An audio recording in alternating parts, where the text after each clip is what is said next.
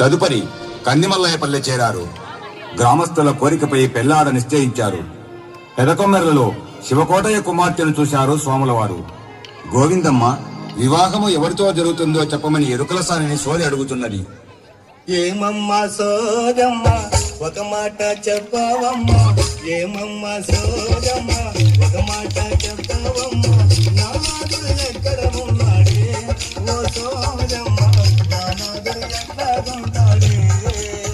ఏమమ్మ సోదమ్మ ఒక మాట చెప్పవమ్మ, నాదుడు ఎక్కడ ఉన్నాడే ఓ సోదమ్మ, నాదుడు ఎక్కడ ఉన్నాడే.